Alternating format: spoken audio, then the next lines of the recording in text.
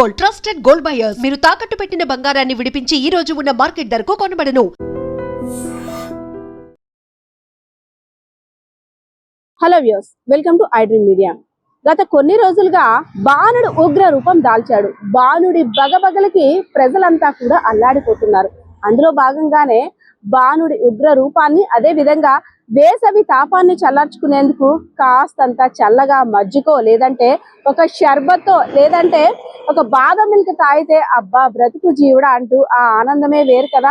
కాస్త చల్లని పానీయం కడుపులోకి వెళ్తే ఇంకా ఆ రోజు ప్రశాంతంగా ఉండొచ్చు అనే భావనలో కాస్త మంది ఉంటుంటారు. అంతేకాకుండా ఎండ నుండి ఆ వేడి తట్టుకోవాలంటే కడుపులో చల్లగా ఏదో ఒకటి పడితే గాని ఈ పూట గడవదేమో అనేటట్టు కూడా ప్రస్తుత వాతావరణం కూడా అలానే ఉంది. సో ఎవరైనా సరే రోడ్డు మీద సైడ్ బల్లిలో ఉండేటువంటి షర్బత్ కానీ, అదే విధంగా బాదం మిల్క్ తాగాలంటే ఒకసారి ఈ వార్త చూసిన తర్వాత డెసిషన్ తీసుకోండి. శ్రీకాకుళం జిల్లా సింగుపురం ప్రాంతంలో బాదం మిల్క్ తాగినటువంటి 80 మందికి అస్వస్థతకు గురై ఇప్పుడు చికిత్స పొందుతున్నారు. రీసెంట్ గా కొండమ్మ తల్లి ఉత్సవాలకి హాజరైనటువంటి భక్తులందరూ కూడా ఒక బాదం మిల్క్ షాప్ దగ్గర 80 మంది, ఒకరు కాదు ఇద్దరు కాదు 80 మంది బాదం మిల్క్ సేవించిన వారందరికీ కూడా వాంతులు, విరోచనాలతో ఒక ఇబ్బందికర ఆరోగ్య పరిస్థితి అయితే మాత్రం ఏర్పడింది. ఎందుకంటే ఒకరో ఇద్దరు అంటే ఒక వడదెబ్బ తగిలిందనో, లేదంటే ఇతరత్ర కారణాలనో, ఇంకెక్కడో ఫుడ్ పాయిజన్ అయిందని అనుకోవచ్చు. కానీ ఏ షాప్ దగ్గర అయితే బాదం మిల్క్ తాగారో అక్కడ ఉన్న వారందరికీ కూడా అస్వస్థ గురవడం ఇప్పుడు అక్కడైతే మాత్రం ఒక హాట్ టాపిక్ అయింది. సో ఆ 80 మందిని కూడా ప్రభుత్వ ఆసుపత్రికి తరలించి వైద్యాన్ని అందిస్తున్నారు శ్రీకాకుళం జిల్లా అధికారులు, అదే విధంగా ఆ చుట్టుపక్కల ఉన్న ప్రాంత వాసులు కూడా. ఒక్కసారిగా వాంతులు, విరోచనాలతో ఆ ప్రాంతం అంతా కూడా ఒక అయోమయ పరిస్థితిగా మారిపోయింది. ఎవరైతే 80 మంది ఉన్నారో వారి యొక్క బంధువులు, చుట్టాలు కూడా అసలు ఏం జరుగుతుందో కూడా తెలియని పరిస్థితి. మాట్లాడడానికి కూడా ఓపిక లేనటువంటి వారందరినీ కూడా ఆసుపత్రికి తీసుకెళ్లేసరికి ఆసుపత్రి అంతా కూడా నిండిపోయింది.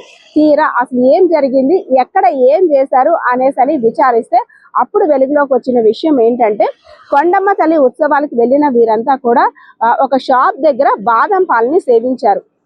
ఇంటికి వెళ్ళిన తర్వాత ప్రతి ఒక్కరు ఎవరైతే అక్కడ సేవించిన వారందరి పరిస్థితి కూడా 80 మంది పరిస్థితి కాస్త ఆరోగ్యం క్షీణించినట్టు అనిపించింది. అంతే, ఎవరైతే ఆ బాదం మిల్క్ ని అమ్మారో ఆ ఓనర్ అయితే మాత్రం పోలీసులు అదుపులోకి తీసుకున్నారు. అసలు ఆ క్వాలిటీ అనేది ఏ విధంగా ఉంది, ఎందుకు అంటే ఇంత పరిస్థితి చేయి దాటడానికి గల కారణం కూడా ఏంటి, అనేక కోణాల్లో కూడా పోలీసులు విచారిస్తున్నారు. సో ఒక్కసారి మనం చూడొచ్చు, బాదం మిల్క్లు, అదే విధంగా షర్బత్లు, చల్లని పానీయాలని టేస్ట్ చేయాలని ప్రతి ఒక్కరికి కూడా ఉంటుంది. కానీ కోరి ఆరోగ్యాన్ని పాడు చేసుకోవడం మంచిది కాదు. మన ఇంట్లో చేసిన ఆహారమే మనకి మహాభాగ్యం అని కూడా వైద్యులు సూచిస్తున్నారు. అయినప్పటికీ కూడా కాస్త చల్లదనం కోసం, కాస్త టేస్ట్ కోసం, కాస్త వేసవి తాపాన్ని భరించలేక ఓ చల్లని పానీయాన్ని తాగాలి అనుకునే వారంతా కూడా కంపల్సరిగా ఇలాంటివి చూడాలి అని అయితే మాత్రం అధికారులు, అదే విధంగా ఆరోగ్య శాఖకు సంబంధించిన సిబ్బంది కూడా తెలుపుతున్న పరిస్థితి ఉంది. సో బయట ఇలాంటి పానీయాలు సేవించడం అంత మంచిది కాదు హెల్త్ అని కూడా చెప్తున్న పరిస్థితి కనిపిస్తా ఉంది. కెమెరా పర్సన్ బాలకృష్ణ తో పద్మ, ఐడ్రీమ్ మీడియా.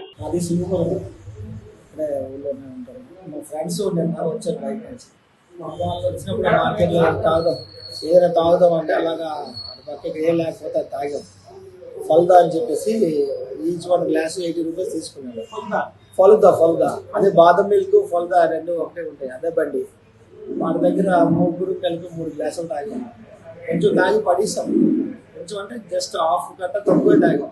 అయినా కూడా తాగినప్పుడే మాకు డౌట్ వచ్చింది, బాగాలేదని అనిపించి తాగిన మా ముగ్గురికి కూడా సేమ్ ప్రాబ్లం. మార్నింగ్ నుంచి మోషన్స్ అయిపోయి విపరీతమైన ఇబ్బంది పడి నీరసం వచ్చింది. పొద్దున్న 8 గంటలకల్లా నీరసం వచ్చింది.